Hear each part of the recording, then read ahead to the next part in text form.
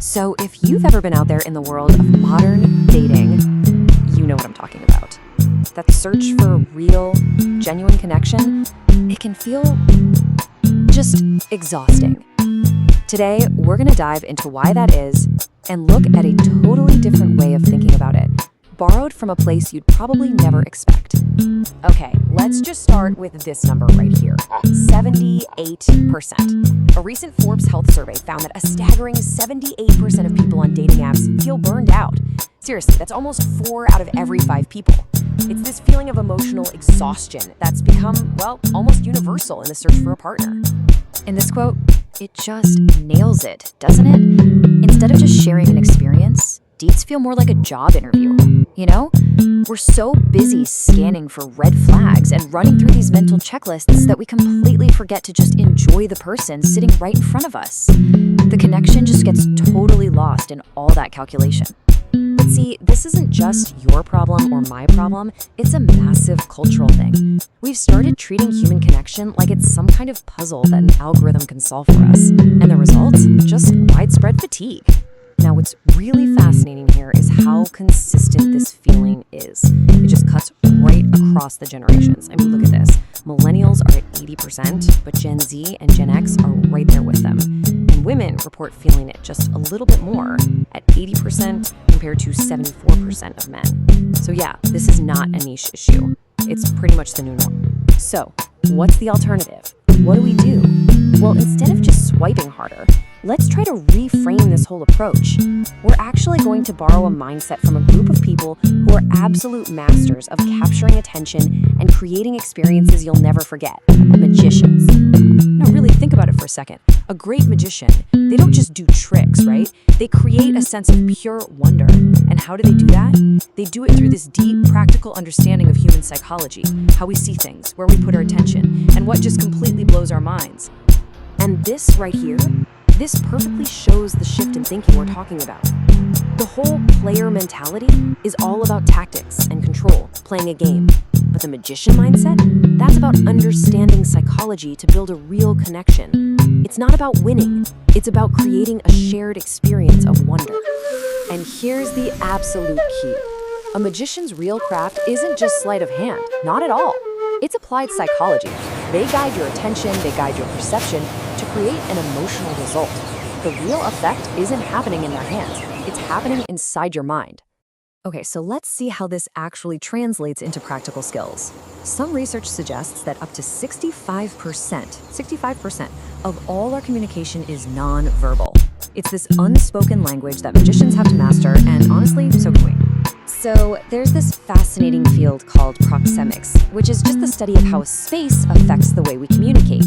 Public space, that's for giving a speech. Social space is for coworkers. Personal space, that's for friends. And then intimate space is for the people we're closest to. Just understanding and respecting these invisible boundaries is so fundamental to making other people feel comfortable around you.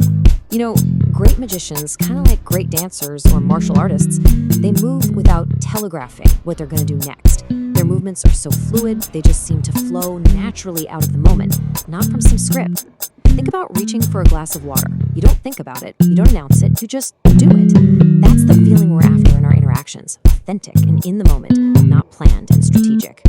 Okay, so what does it look like when you are telegraphing?